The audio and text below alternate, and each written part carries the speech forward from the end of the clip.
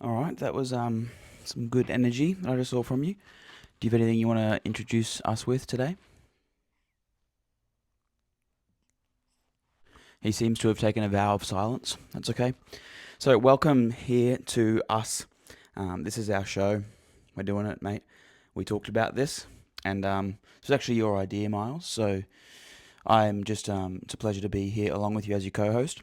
This is Miles and his podcast, starting young, I reckon. That was a bit of a noise. Did you want to say something quickly?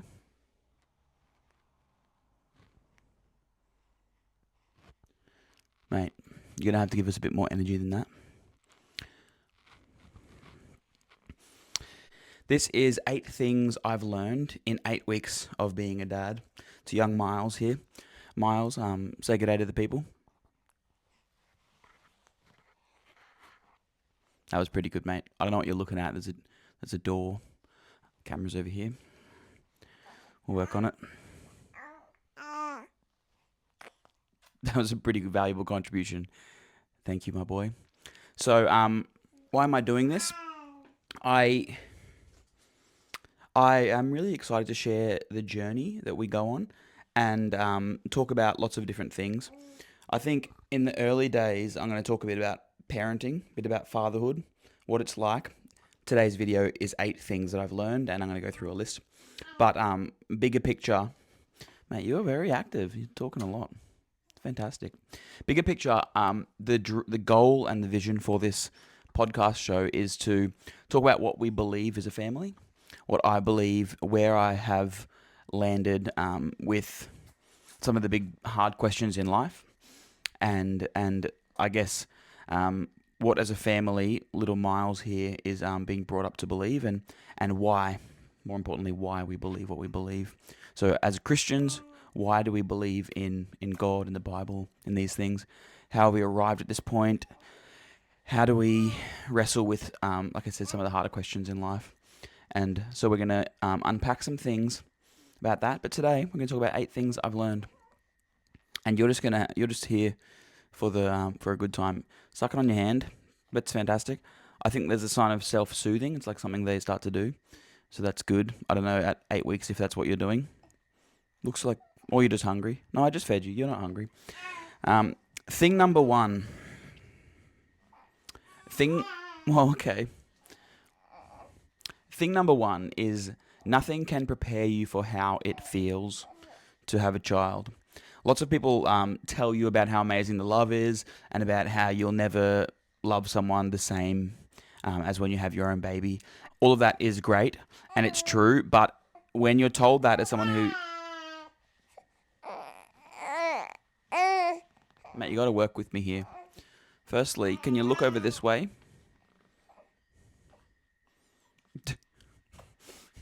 This isn't going how expected. Oh, Miles. So I wonder why no one does this. This is why. This is why no one does this. Okay. Nothing can prepare you for the love you feel and for the unique...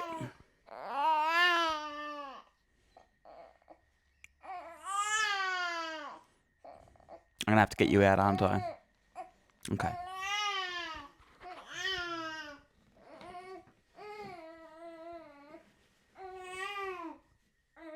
One-handed baby carry. Strong move. All right. Here we are. You're a bit more comfortable. Mate, you've done a big poo. You've had a good feed. I guess you're probably just tired now, aren't you? All right.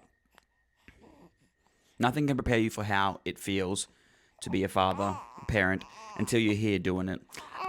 There is a unique combination of love and at times frustration, and it's an amazing journey. When people said like you don't know how it feels and you'll know when you know and all those cliche things people say, it's just true. Hey, it's true, isn't it? How's it for you actually? Is this what you expected being a child would be like? Hmm. Okay. Hmm. Very interesting. Thing number 2. it takes time to build a connection. So when little Miles first arrived into the world, he looked a lot like an alien. And it wasn't this amazing moment where I saw him and it was like love at first sight. And I was like, there is my boy, behold. Um, it was a bit weird. It was surreal. Like he came out and he was crying and he looked weird. And he also had a bit of a stomach. He had like a hole in his stomach. So it was like bit different to usual. But regardless, it was a strange feeling, and it wasn't like instant connection. I was like, oh, that's what he looks like, I guess. Okay. Um, it was like a surprise, kind of shocked feeling, rather than like a loving, tender, epic moment. It was epic in its own ways, but yeah, it was just a bit of a strange thing to go through. It's like standing at the altar on your wedding day. It's a strange feeling. You're up there, all these people looking at you. It's beautiful and amazing, but it's a bit weird. It's a bit out of the ordinary. Okay, thing number 3 is it feels very natural to be smitten by a boy. And that may be a weird sentence. What I guess I mean by that is we sort of thought we were having a girl for no real reason. We used the Chinese gender calendar, which apparently is like really accurate. It wasn't in your case, was it? You were the exception to the rule. Fantastic. And so I had imagined connecting with a little daughter, a sweet little girl that I would like feel this protectiveness towards, and I would have this like strong desire to protect her and look after her and keep her safe. And I wasn't sure how I would connect with a little boy, and if I would really love him, like just love him so much. Okay, I'm talking about you here. Are you alright? I'm talking about how much I love you. Can you like work with me? But the reality is, I flippin' love this boy so much, even when he's like this. I know you don't want to be here doing this with me right now, but I'm like obsessed with this child. Like I love him so much, and I want to kiss him, and I want to eat his face, and all the weird, strange parenting things that happen. But I love him very deeply, and it was a bit unexpected. Not unexpected. I just wasn't sure how it would be. You need a bit more of a cuddle, don't you? You're not loving this. Be right back.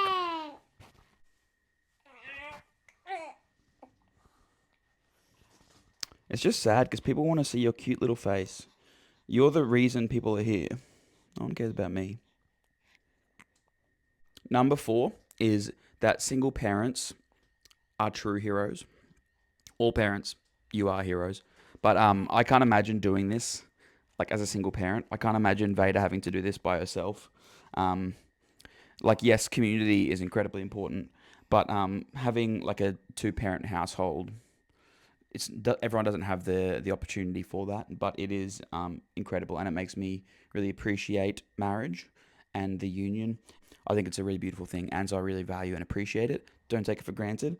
It's hard work being in a marriage and day after day choosing to put each other first and not our own desires. Like that's a constant way we sacrifice one another, but it's a wonderful thing. And parenting in particular has really highlighted how amazing that is, and how much appreciation or how much grace I have for single parents who have to do it themselves. It's wild, and so you're amazing. Thank you for what you do. And anything you want to add? Big yawn. Was that a boring one? Was it? Not interested. Thing number 5 is what I call intuitive parenting. And again, this isn't something I necessarily expected or knew about. And I don't know if it's really a particular term. I sort of just use the term. But the idea is that you sort of just like figure things out as you go. And it's something that I really stand by, is that like you kind of just like listen, look at your baby, and you get a sense of what they want, what they're needing, and it is intuitive, which is amazing. I think a lot of things for the mother is intuitive when it comes to feeding and all those things. And the human body is incredible, what it's able to do, absolutely mind blowing. But there's a lot of stuff that intuitively comes. I'm sweating so much. Oh my goodness, this light. Why didn't I run the aircon? Mate, is this a success or a failure? I don't know how this is going. What do you think? It's not the easiest thing I've ever done in my life. I don't know if this will ever see the light of day. Should we post this? Anyway, intuitive parenting. Yes, it is intuitive. If you think you don't have the instincts to be a parent, they will come. I'm pretty confident of that. Some people are more paternal than others. Some people probably find it harder to connect to children. But when you have a child, your own child, completely different. Whether you love babies or not, or love other people's kids or not, you will love your own children. You will intuitively know how to look after them, and you read all these different things on the internet, and that's where I think intuition really kicks in. Is like, what do you think is actually going on? Not necessarily what the internet, what different people have said online.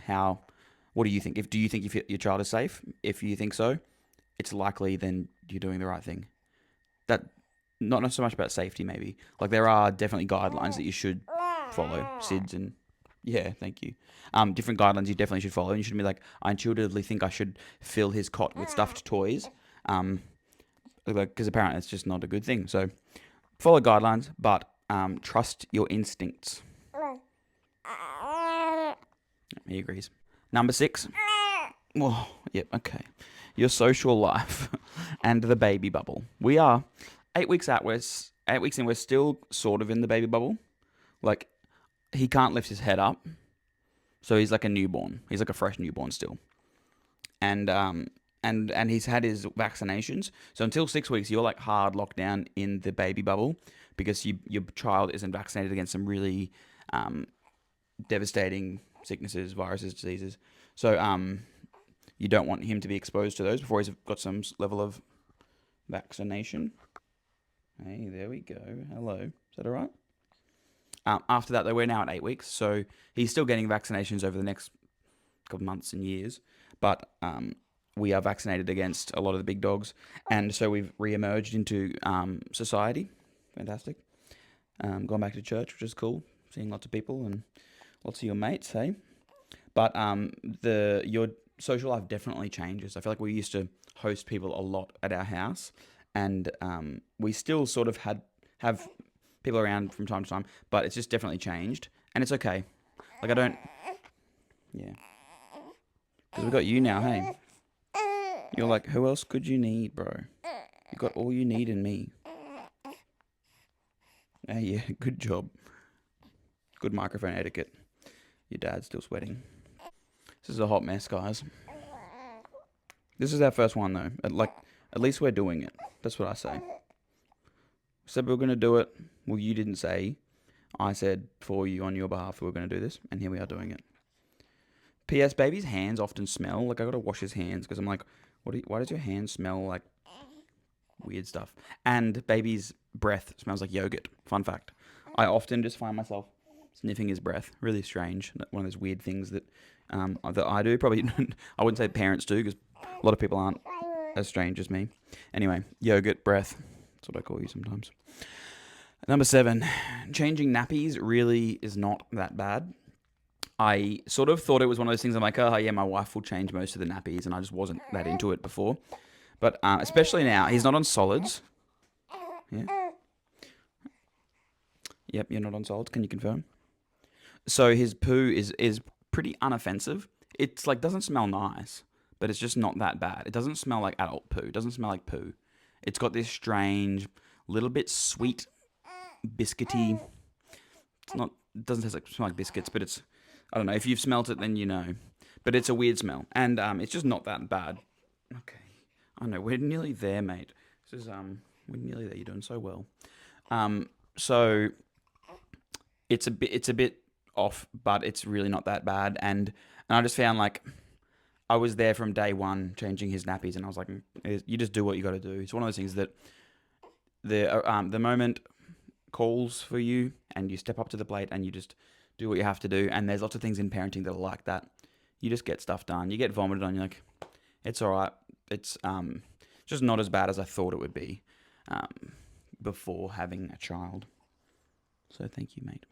Getting pooed on, getting weird. I've been peed on heaps. He loves like peeing on me. So you take his nappy off, and this is apparently very common, And then like maybe it relieves a bit of extra pressure on his bladder because we're doing his nappy up so tight. And he's just like lets it flow. And if you're not ready, he'll get you. Anyway, good job. Anything you want to apologise for? Another yawn? Mate, you're going to have a good sleep soon, I reckon. We're doing very well, my boy. When it comes to nappies and things you expected and didn't expect, waking up is hard. Like, I don't wake up that much through the night. My wife is a stallion. She does all like the rough graveyard shift wake ups. 2 a.m., 3 a.m., 4 a.m. I sort of, the way we've worked it out is I do like the 5, anywhere from 5 a.m. onwards, is like, all right, dad's up. And he's doing the feed and the change and whatever else needs to be done and giving mum some sleep before he goes to work. So that's the system we've found that works. And it's great so far. But waking up is tough. I really hoped that I would have this like intuitive, oh, my baby's crying, I just want to be there for him. And I would like rise up out of bed and the sparrows are singing and it's an amazing moment. But it's not. It's like you wake up and he's making these annoying noises and you're like, oh, please go back to sleep. And then he doesn't. They get louder and you're like, he's not going to stop. This is it. This is the start of the day now. And you have to like roll out of bed. You're groggy, you're half asleep. He's being annoying. It's just straight up. I'm sorry, you are annoying sometimes. Is that all right? Yeah, he knows it. I really hoped it would be way easier to get up in the morning, but it's not. So that's just that's life. Nappies aren't that bad. Waking up is. And number 8 is that breastfeeding is wild. Mothers are wild. What they do is amazing. And the female body is just incredible. So watching Veda, my wife, doing all the stuff that she does to provide for this child, everything that goes into him to make him grow and to sustain his body comes from her body. And it's just a beautiful thing. It's amazing. Mums are incredible. The human body is incredible, fascinating, and wonderful. What do you think? What do you think of your mum's milk? Can confirm pretty good. And equally, formula, if you have to be fed on formula is amazing. Modern technology, they've been able to make a fantastic product that is really great and feeds and nourishes your baby. So if you do formula, there's no judgment. Breastfeeding's hard. I've watched it firsthand with my wife. It's very hard. And there's other reasons why mums have to sort of switch to formula. Apart from it just being hard, there's some other things. But genuinely, it's just very hard. So hats off to all the mums for what you're doing. Great job. Trying to breastfeed, fantastic. Maybe it's easy for you, maybe it's not. Maybe use formula. Either way, the human body is amazing and women are amazing and mums are amazing. So thank you all the mums. We've all got one, or we all had one at some point. And so we appreciate them. Do you appreciate your mum? Oh, give us a little... No. Tongue out. He had a tongue tie we cut, so he couldn't do that before. So now he's just flexing. He's just like sticking his tongue out all the time and eating his hand again. So my boy, we've got through our 8 things. That's what we set out to do. We promised. I've sweated. You've cried. We've made this work though. It's definitely not been perfect, but I'm glad we've done this. This is some special time. What I'm actually really excited for is like... Hey. Yeah. Okay. So now you have things to say. Okay. Let's get you up here. He just wants to look at me. What a loving little man. Thank you, my boy. In future, we're going to keep doing this because I really like the idea of doing this. Even if it's like just something for us to look back on. Photo albums are beautiful, and I love going through my old photo albums at my parents' house of me as a baby and a child. And I feel like doing these videos into the future will be a very special thing we will always have. Hopefully YouTube never gets shut down and they can just store all of our gigabytes of videos and for free. Thank you, YouTube, for that. That's like something I'm very much appreciative of that I didn't really think about before. Like, I make these long videos sometimes and I'm like, my phone has got so much data that I got to store in the cloud. You upload it online, Instagram, YouTube, wherever. They hold it for you. So thank you. Anyway. Are you excited for our next episode? What are we going to talk about? I think what it's going to be is Miles is going to have questions for me, big questions, and he's going to ask them in baby language, and then we're going... I'm sorry, we're nearly done, I promise. He has been fed. He has been changed. So this is probably tiredness. Yeah, no, I'm sorry, mate. Let me just settle him just to prove that he's okay.